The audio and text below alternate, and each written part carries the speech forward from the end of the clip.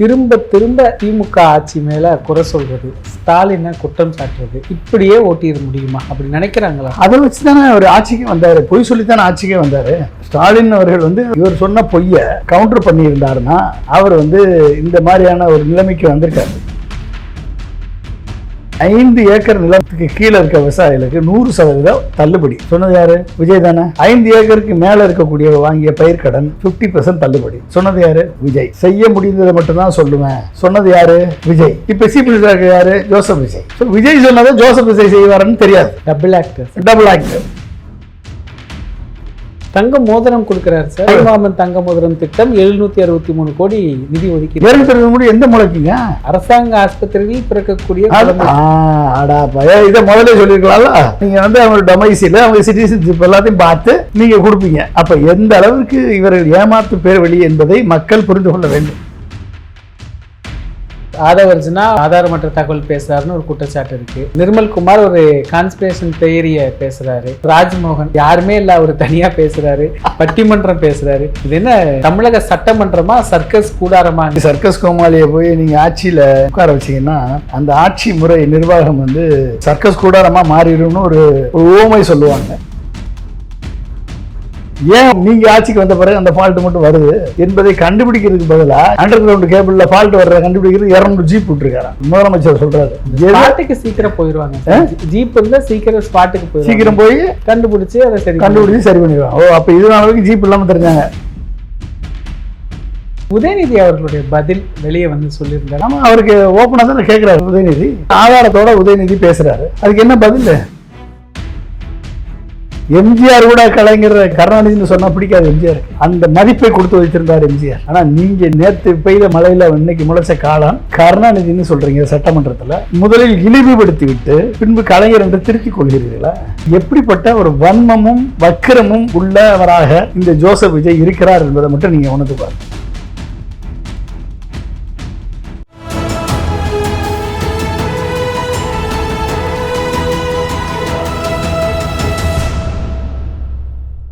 தமிழகம் நேயர்களுக்கு வணக்கம். இன்று நம்முடைய அரசியல் விமர்சகர் மற்றும் விஞ்ஞானி டாக்டர் வி பொன்ராஜ் அவர்கள் எழுந்துள்ளார்.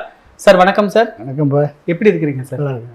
திரும்ப திரும்ப திமுக ஆட்சி மேல குறை சொல்றது, ஸ்டாலினை குற்றம் சாட்டுறது, இப்படியே ஓட்டிட முடியுமா அப்படி நினைக்கிறாங்களா? அதை வச்சு தானே அவர் ஆட்சிக்கு வந்தாரு, பொய் சொல்லித்தானே ஆட்சிக்கே வந்தாரு. ஸ்டாலின் அவர்கள் கவுண்டர் பண்ணாம இது ஒரு இவர் சொன்ன பொய்யை கவுண்டர் பண்ணியிருந்தாருன்னா அவர் இந்த மாதிரியான ஒரு நிலைமைக்கு வந்திருக்காது. அதை போய் சொல்லி தனது இயலாமையை இவர்கள் ஸ்டாலின் அவர்கள் மேலே பழி சுமத்தி அவர்கள் மேலே குற்றச்சாட்டு, ஊழல் குற்றச்சாட்டு சுமத்தி இவர் தன்னை ஆட்சியை ஓட்டிடலாம்னு இவர் பார்க்குறாரு. ஓகே, 6 மாதம் உனக்கு எதுக்கு? 6 மாதம் எதுக்கு? ஒரு 6 வருஷம் எடுத்துக்கோங்க. ஒரு 6 வருஷம் வரைக்கும் நீங்கள் கற்றுக்குங்க. அது வரைக்கும் தமிழ்நாட்டு மக்கள் உங்களுக்கு அந்த குஷனை கொடுக்கட்டும். 6 வருஷம், 5 வருஷம் தான் டேமே. ஒரு 6 வருஷம் எடுத்துக்கிட்டு இன்னொரு 10 வருஷம் ஆளுங்க தமிழ்நாட்டை. யார் வேணான்னது? கற்றுக்கங்க, நீங்கள் கற்றுக்கிட்டே வாங்க. ஓகே, நீங்கள் சொன்ன வார்த்தை என்ன? விவசாயிகளுக்கு 5 ஏக்கர் நிலத்துக்கு கீழே இருக்க விவசாயிகளுக்கு 100% தள்ளுபடி சொன்னது யார்? விஜய் தானே. 5 ஏக்கருக்கு மேலே இருக்கக்கூடிய வாங்கிய பயிர்க்கடன் 50% தள்ளுபடி சொன்னது யாரு? விஜய். அப்போ விஜய், இப்போ ஜோசப் விஜய். அப்போ விஜய்கிட்ட போய் கேளு, நான் இப்போ ஜோசப் விஜய் அப்படின்னு சொல்லிடலாமா? அப்போ நீங்கள் சொன்னது என்ன சொன்னீங்க? 100% இந்த விஜயை நம்பலாம். எது பாசிபிளோ, எது ஃபீசிபிளோ, எது ப்ராக்டிக்கலோ அதை மட்டும்தான் சொல்லுவேன், செய்ய முடிந்ததை மட்டும்தான் சொல்லுவேன் சொன்னது யார்? விஜய். இப்போ சீஃப் மினிஸ்டர் யார்? ஜோசப் விஜய். ஸோ விஜய் சொன்னதை ஜோசப் விஜய் செய்வாருன்னு தெரியாது. Double actor. அப்போ விஜய் சொன்னது ஆராயாமல் சொன்னது, இப்போ ஜோசப் விஜய் சொன்னது இப்போ தான் ஸ்டடி பண்ணிட்டு சொல்கிறாரு. 6 மாதம் டைம் கேட்குறாரு. அப்போ அன்னைக்கு நிலத்தை அளவுகோலாக வைத்து பயிர்க்கடன் தள்ளுபடின்னு சொன்னீங்க. இன்றைக்கி எதை பண்ணி அளவுகோலாக வச்சுருக்கீங்க? இன்றைக்கி வாங்கின பணத்தை அளவுகோலாக வச்சு நீங்கள் பயிர்க்கடன் தள்ளுபடின்னு சொல்கிறீங்க. ஓகே, அதுலயும் நிலத்தை ஆட் பண்ணிருக்காங்க. அது எங்க நிலத்தை ஆட் பண்ணிருக்கீங்க? விஜய்ல ஜோசப் ஆட் பண்ண மாதிரி அது மாதிரி நிலத்தை ஆட் பண்ணிருக்காங்க. நிலத்துக்கு தகுந்த மாதிரி அமௌண்ட்டுக்கு தகுந்த மாதிரி அமௌண்ட்டுக்கு தகுந்த மாதிரி நீங்க சொல்லும்போது என்ன சொன்னீங்க? 5 ஏக்கர் கீழே இருக்கவங்களுக்கு முழு கடன் தள்ளுபடி. இப்போ என்ன 75,000 ரூபா நீங்க வாங்கினவங்களுக்கு உங்களுக்கு வந்து முழு கடன் தள்ளுபடி அப்படின்னு என்ன அர்த்தம்? 75,000 ரூபாய்க்கு மேலே வாங்கினவனுக்கு தள்ளுபடி கிடையாதா? பயிர் கடன் தள்ளுபடி கிடையாதா? அப்போ 5 ஏக்கர் வச்சிருக்கவன் 75,000 ரூபா தான் கடன் வாங்குவானா? அப்போ அந்த விவசாயிகளை வந்து நீங்கள் நம்ப வச்சு கழுத்துறதுக்கீங்க. சொன்னால் அவர் விஜய் சொன்னாருங்க, இது ஜோசப் விஜய் ஆட்சியில் இருக்காருங்க அப்படின்னு சொல்லிக்குவீங்களா? இப்போ என்ன சார் இது? அப்போ நீங்கள் வந்து 100% உண்மையை தான் சொல்லுவேன், நான் சொன்னதை தான் செய்வேன்னு சொன்னதெல்லாம் எங்கே போச்சு? அந்த அந்த விவசாயிகளை தூண்டி விடுதான் திமுக. விவசாயிகள்லாம் இவர் மேலே நம்பிக்கையோடு இருக்காங்களாம், இவர் பின்னால் இருக்காங்களாம், அதனால் தூண்டி விடுதான். அப்போ விவசாயம் அவன் பின்னால் இருக்கான், அவனுக்கு இது கடனை தள்ளுபடி பண்ணுறா? அவன் தான் அவன் பின்னால் இருக்கான், அவனுக்கு இது கடனை தள்ளுபடி பண்ணுறா? தேவையில்லைல்ல. இன்னும் 2,500 கொடுத்துட்டியா? இல்லை 6 சிலிண்டர் கொடுத்துட்டியா? அதுக்கெல்லாம் டைம் கேட்குறாரு. டைம் கேட்குறாரு. ஏன் டைம் வேணும்? எதுக்கு டைம் வேணும்? மாதம் 25,000 கோடி வருமானம் வருது இல்லைங்க தமிழ்நாடு கவர்மெண்ட்டுக்கு. ஏன் டைம் வேணும்? நீ எது செய்ய முடியுமோ அதுதானே சொல்லியிருக்க, உத்தரவு கொடுத்துருக்க. எது செய்ய முடியுமோ, எது பாசிபிளோ, எது ஃபீஸிபிளோ, எது ப்ராக்டிக்கலோ அதுதான் நான் செய்வேன்னு சொல்லி நீங்கள் தானே உத்தரவு, நீங்கள் தானே மக்கள் மத்தியில் உறுதி கொடுத்துருக்கீங்க. தங்க மோதிரம் கொடுக்குறாரு சார். ஆமாம், கொடுக்கணும்ல. திட்டம் 25,000 கோடி வருது இல்லைங்க மாதம் அரசாணை வெளியிட்டு இருக்கிறாரு. தாய்மாமன் தங்க மோதிரம் திட்டம் 763 கோடி நிதி ஒதுக்கி. 763 கோடி எந்த மூலைக்குங்க? அரசாங்க ஆஸ்பத்திரியில் பிறக்கக்கூடிய இதை முதல்ல சொல்லியிருக்கலாம்ல. அரசாங்க ஆஸ்பத்திரியில் பிறக்கக்கூடிய குழந்தைக்கு தான் கொடுப்பேன்னு சொல்லி முதல்ல சொல்லியிருக்கலாம்ல. அதுவும் ஏமாத்துறீங்க. தமிழ்நாட்டில் வசிக்கக்கூடிய அரசாங்க ஆஸ்பத்திரியில், அதாவது தமிழ்நாட்டில் நிரந்தரமா வசிக்கக்கூடிய, அப்ப நீங்க வந்து அவங்க டொமைசில அவங்க சிட்டிசன்ஷிப் எல்லாத்தையும் பார்த்து நீங்க கொடுப்பீங்க. அப்ப எந்த அளவிற்கு இவர்கள் ஏமாத்து பேர் வழி என்பதை மக்கள் புரிந்து கொள்ள வேண்டும். புரிஞ்சுட்டீங்களா? அப்ப நீ இந்த கிரைட்டீரியால தான் கொடுப்பேன்னு சொல்லி நீ ஏன் முதல்ல சொல்லல? ஏன்னா அது விஜய் சொன்னாரு, இது வந்து ஜோசப் விஜய் ஆட்சியில் இருக்காரு. விஜய் சொன்னதை ஜோசப் விஜய் செய்யணும்னு அவசியம் கிடையாது. சரிங்களா? ஈஸியாக சோழி முடிச்சுட்டு போயிடலாம். மக்கள் விஜய்க்கு ஓட்டு போட்ட மக்களுக்கு ஜோசப் விஜய் ரெஸ்பான்சிபிளாக இருக்க மாட்டார், பதில் சொல்லணும்னா அவசியம் கிடையாது. புரிஞ்சுக்கிட்டீங்களா? விசில்னு ஊதிட்டு போட்டீங்கல்ல, உங்களுக்கு மொத்தமாக விசிலை வச்சு ஊதி விட்டார், முடிஞ்சு போச்சு. இந்த ஆதவர்ஜுனா, நிர்மல்குமார், ஆதவர்ஜுனா ஒரு பொய் புரட்டு பேசுகிறாரு, ஆதாரமற்ற தகவல் பேசுகிறாருன்னு ஒரு குற்றச்சாட்டு இருக்குது. நிர்மல்குமார் ஒரு கான்ஸ்பிரேஷன் தியரியை பேசுகிறாரு. இன்னொரு பக்கம் ராஜ்மோகன், அவர் யாருமே இல்லை, அவர் தனியாக பேசுகிறாரு, பட்டிமன்றம் பேசுகிறாரு. இது என்ன தமிழக சட்டமன்றமா சர்க்கஸ் கூடாரமாங்கன்னு கேள்வி எழுப்புறாங்க சார் மக்கள். கோமாளி, சர்க்கஸ் கோமாளியை போய் நீங்கள் ஆட்சியில் உட்கார வச்சிங்கன்னா அந்த ஆட்சி முறை நிர்வாகம் வந்து ஜாலியாக இருக்காது. அது சர்க்கஸ் கூடாரமாக மாறிடும்னு ஒரு ஓமை சொல்லுவாங்க. அது மாதிரி இப்படிப்பட்ட ஒரு பொய் சொல்லக்கூடிய அமைச்சர்கள், பொய்யவே தனது பிரதானமாக, அதாவது செஸ் போர்ட்லேயே பொய் சொல்லக்கூடியவர் தான் ஆதவர்ஜுனா. அப்போ எப்படிப்பட்ட பொய்யை அவர் சொல்லுவார்னு தெரிஞ்சுக்கோங்க. சிடி நிர்மல்குமாருக்கு தலையும் புரியாது வாழும் புரியாது.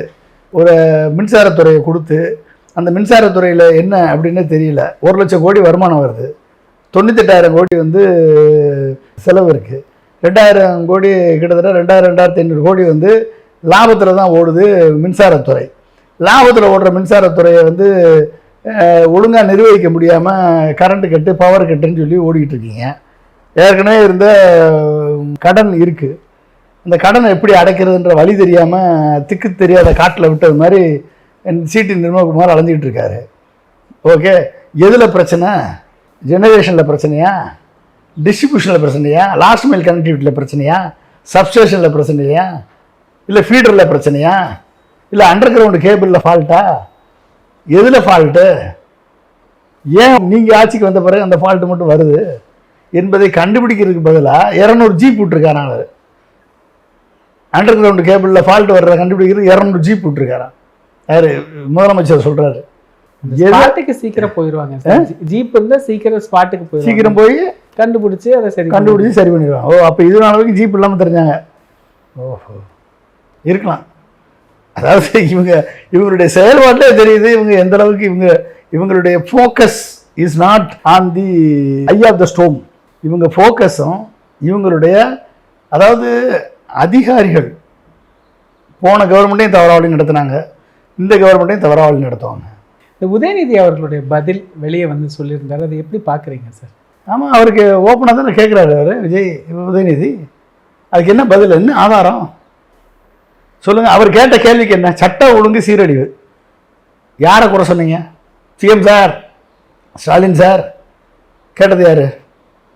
சட்ட ஒழுங்கு சீரழிவு மொத்தமாக பெண்களுக்கும் குழந்தைகளுக்கு எதிரான குற்றங்களுக்கும் ஒட்டுமொத்த பொறுப்பும் ஸ்டாலின் சார் தான் ஏற்க வேண்டும் சொன்னது விஜய். இப்போ இன்னைக்கு ஜோசப் விஜய் ஆட்சியில் இருக்கார். ஓகே, சட்டம் ஒழுங்கு சீரழிவும் பெண்களுக்கும் குழந்தைகளுக்கு எதிரான குற்றங்கள் இன்னைக்கு வந்து 250க்கு மேலே ரிஜிஸ்டர் ஆகிருக்கு. இதுக்கு யார் பதில் சொல்லுவா? அவர் ஆதாரத்தோடு சட்டசபையில் பேசுகிறார்.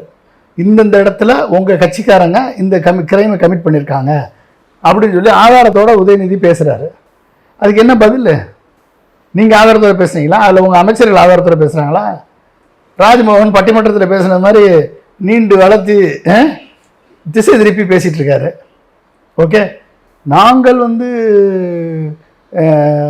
இருமொழி கொள்கையை எங்கள் கொள்கை தலைவர்கள் படி ஃபாலோ பண்ணபடி இருமொழி கொள்கையை காப்பாற்றுவோம், மும்மொழி கொள்கையை விடமாட்டோம், இந்தி திணிப்பை எதிர்ப்போம் கவர்னர் சொல்லிட்டு நேஷனல் நியூ எஜுகேஷன் பாலிசியை நாங்கள் உள்ள விட மாட்டோம், சமஸ்கிருதத்தை நுழைவிட மாட்டோம் அப்படின்னு கவர்னர் அவர்களை சொல்லிட்டு 1000 பள்ளிகள் உள்ள புறவாசல் வழியாக திறந்து விட்டுருக்கீங்களே, 1000 சிபிஎஸ்சி பள்ளிகளை. இதுக்கு பேர் தான் வந்து தமிழை இருமொழி கொள்கையை பாதுகாக்கிற லட்சணமா? இந்த கேள்விக்கு பதில் சொல்லுவாங்களா இவரை ஆதரிக்கக்கூடிய கம்யூனிஸ்ட்டு? இவருக்கு ஜால்ரா போடக்கூடிய சு வெங்கடேசன், மாணிக்கம் தாக்கூர் இவர் சேர்ந்து ஜால்ரா போடுறாங்களே, சு வெங்கடேசன் ஒருத்தர் மதுரையில், அவர் பதில் சொல்லுவாரா? சொல்லுங்க. இருமொழி கொள்கையை காப்பாற்றிட்டோன்னு சொல்லுவாரா? பதில் சொல்லுவாரா? இப்போ வேல்பாரி எழுதுனதெல்லாம் ஃப்ராடா? சொல்லுங்க. வேல்பாரி எழுதுனதெல்லாம் ஃப்ராடா? இதில் சமூக நீதி பொது உடைமை சித்தாந்தத்தை பேசிய சு வெங்கடேசன் மூஞ்சி எங்கே கொண்டு வைப்பார்? சண்முகம் எங்கே கொண்டு வைப்பார்? ஐஎம்எல் எங்கே கொண்டு வைக்கும்? சொல்லுங்க. ஒன்றிய அரசோடு இணக்கமாக இருப்போம், முந்தைய அரசு அதை இல்லை, ஒன்றிய அரசு கூட இணக்கமாக இல்லை, நாங்கள் இணக்கமாக இருப்போம் அப்படிங்கிறாரு. எந்த இடத்துல இணக்கமாக இல்லை அதை பற்றி எதுவும் பேசலை. ஒன்றிய அரசோட என்ன இணக்கமாக இல்லை? இணக்கமாக இல்லாமையா வந்து 1,75,000 கோடியை ஒன்றிய அரசு வந்து டேக்ஸ் டெவல்யூஷனாக தமிழ்நாட்டுக்கு கொடுத்துச்சு. ஒன்றிய அரசு மேலே தனது உரிமைக்காக போராடுவதற்கு பேர் வந்து இணக்கமாக இல்லை என்று அர்த்தம் இல்லை. இணக்கமாக இல்லாமல் எந்த மாநில அரசும் செயல்பட முடியாது. ஒன்றிய அரசோட இணக்கமாக இல்லாமல் எந்த மாநில அரசும் செயல்பட முடியாது.